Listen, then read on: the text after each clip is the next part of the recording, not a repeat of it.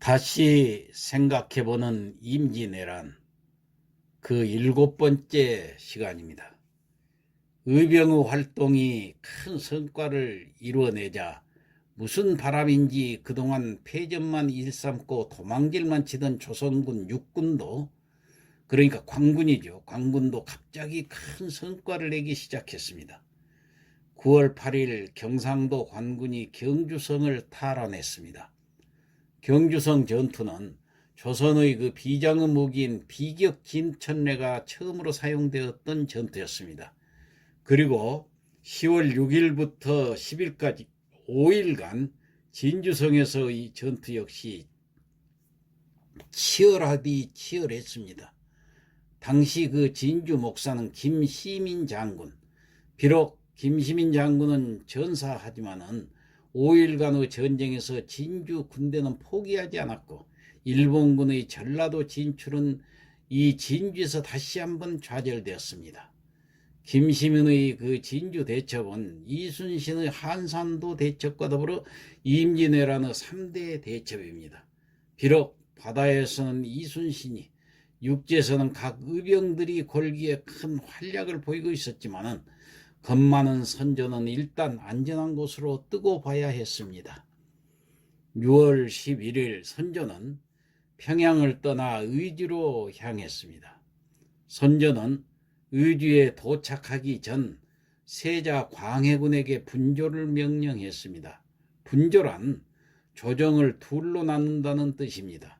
한 개의 조정은 본인이 주관하는 조정이고 다른 한 개의 조정은 세자 광해군이 주관하는 조정이었습니다. 의주는 중국과 국경을 거의 맞대고 있는 지역입니다. 선조가 의주로 가려고 했던 이유는 중국으로 망명하려 했던 것입니다. 한 나라의 임금이란 사람이 국가의 모든 걸 버리고 본인 단 한 명의 안전을 위해서 자기만 도망치겠다는 것입니다. 대신 왕실로서의 권위가 떨어지니까 세자로 하여금 조선에 남아서 전쟁을 진두지휘하라는 취지로 분조를 명령한 것입니다. 정말 한 나라를 책임진 왕으로서 참 이기적인 처사였습니다. 선조는 신하들에게도 각자의 그 자율의사에 따라서 자기를 따라 망명할 것인지 광해군을 따라 조선에 남을 것인지 결정을 하라고 했습니다. 동시에 다른 왕자들에게도 각 맡은 바 구역을 정해주고 해당 구역을 순회하면서 민심을 수습하고 왕실로서의 책임을 다하라는 명령을 내렸습니다. 선조는 대신들에게 이렇게 말했습니다. 외적이 이 땅을 떠날 때까지 어가를 요동으로 옮기겠소. 황제의 손에 죽을 수는 있으나 외놈들의 손에 죽을 수는 없는 일. 과인의 뜻을 헤아려 주시오. 그러자 전하께서 이 나라에서 한 발자국이라도 나가시게 되면 이 나라는 더 이상 조선이 아닙니다. 지금까지 도성에서 개성 그리고 평양을 떠나 이곳까지 파천을 하신 것은 그래도 전하께서 곧 이 나라가 되시고 전하께서 만백성 어버이이시며 전하께서 외적에게 붙잡히면 이 나라가 파멸이 된다는 생각 때문이었지 않습니까? 그런데 전하께서 이 나라를 떠나시면 이 나라는 누구의 나라이고 이 땅의 백성들은 어느 나라의 백성이란 말입니까? 하고 대신들이 반대하자 선조는 하면은 과인은 대체 어디로 가란 말이냐? 나는 갈 것이다. 이 덕형에게 과인의 뜻을 전하고 명나라 조정의 뜻도 함께 받아오라고 전해라. 조정을 둘로 나누었어. 과인이 요동에 가 있는 동안 세자가 이끄는 조정이 이곳에 남는다면 이 나라의 왕실과 조정이 사라졌다고는 할 수 없지 않은가. 그러자 다시 대신들이 전하, 조정을 둘로 나누는 분조는 전례가 없는 일이옵니다. 이렇게 아뢰자 선조는 또 그래서 내가 임시로 한다 하지 않았소. 과인 어가가 요동에서 안전을 도모하고 세자가 이곳에 남는다면 명분과 실리를 모두 얻는 것 아닌가. 그리고 훗날 이 국난을 극복한 후에 과인이 다시 돌아와서 조정을 다시 하나로 합칠 것이오. 오늘부터 세자는 모든 국사를 임시로 처리하라. 이렇듯 선조의 분조 명령을 모두가 다 반대했습니다마는 왕이 혼자 살겠다고 외국에 망명하겠다는 건 이 고금을 통틀어 유례없는 치욕스러운 사건이기 때문입니다. 하지만 선조는 고집을 부렸고 이덕형공과 이항복만이 선조 편을 들어주었습니다. 선조의 조정이 평양을 떠나 의주로 향하고 있는 사이에 이덕형은 구원병을 요청하러 명나라로 넘어갔고 고니시 유키나가의 일본 제1군은 평양을 점령했던 것입니다. 6월 22일 의주에 도착한 선조는 요동에 사람을 보내어서 망명 의사를 전달했습니다. 그러나 명나라 황제 만력제는 선조의 망명에 대해 회의적인 태도를 보였습니다. 애시당초 왕이 전쟁 중에 자기 혼자 살겠다며 외국에 망명을 하겠다는 자체가 말이 안 되거니와 전쟁 초창기 때까지만 해도 명나라 황제 만력제는 조선과 일본이 짜고 치는 자작극이 아닌가 하고 의심하고 있었던 것입니다.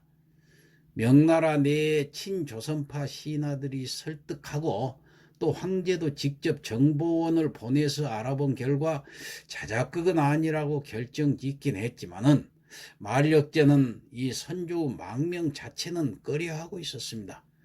결국 요동의 장수들은 황제의 명령을 받아서 조선 의주에서 요동으로 넘어갈 수 있는 배를 전부 건너편으로 옮겨버렸고 망명하는 건 좋으나 망명 인원은 100명으로 한정함과 동시에 선조가 요동으로 망명을 오면은 거처는 초라한 곳에서 머무르게 할 수밖에 없다는 등 너 요동 오는 거 불편하다 하는 뜻을 돌리고 돌려서 완곡하게 조선 정부에 전달했던 것입니다.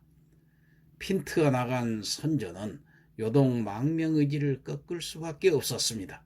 한편 명나라 조정에서 병부상서 석성으로 대표되는 친조선파 신하들이 황제에게 구원병 파병을 주장하고 있었습니다.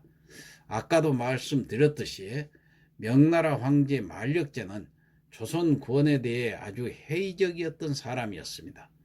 또한 명나라 조정 내에서도 굳이 조선에 아까운 중국 병사 보내지 말자는 의견이 대다수였습니다. 그러나 병부상서 석성만은 반대파들을 설득하고 또 여러모로 노력하면서 황제의 마음을 돌렸고 황제 만력제는 조선에 구원병 파병하는 것을 결국은 결정하게 되었던 것입니다. 요동에서 이덕형 또한 구원병 요청에 무한한 힘을 썼습니다.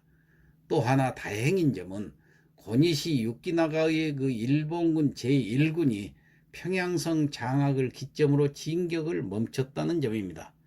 남부지방에서 수군이 이순신한테 밀리고 의병들한테 깨지게 되니까 군량미 보급선에 문제가 생겼을 뿐만 아니라 4월 중순 상륙한 고니시의 부대는 이미 지쳐 있었기 때문이었습니다.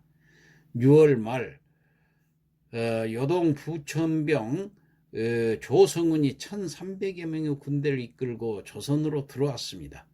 그리고 7월 20일 조성운은 뒤이어 합류한 명나라 추가부대 3000여 명과 조선군 3000여 명을 대동하고 평양성으로 진격해 갔습니다. 그러나 조성운은 평양성에 있던 고니시 유키나가의 매복에 걸려가지고 제대로 싸워보지도 못하고 조성운은 퇴각명령을 내렸습니다. 하필 전쟁 당일 비가 내려 명나라 군대의 퇴각 속도가 매우 더뎠고 제대에 합류하지 못한 군사들은 전부 그 자리에서 전사하고 말았습니다. 명나라의 선봉대장도 그중 한 명이었습니다. 큰 소리만 떵떵 치다 굴욕적인 패배를 겪은 이 조승우는 다시 요동으로 돌아가 버렸습니다. 이렇게 제1차 평양 탈환 작전은 명나라 조승훈의 그 거만함 때문에 실패하고 말았습니다. 조승훈이 퇴각했으니 선조와 조선 조정은 명나라 황제가 새로이 군대를 파병할 줄 알았습니다. 그런데 명나라 황제가 보낸 건 수만 명의 군대가 아니라 유격 장군 심유경이라는 사람 딱 한 사람이었습니다. 자, 다음 시간에 계속하겠습니다.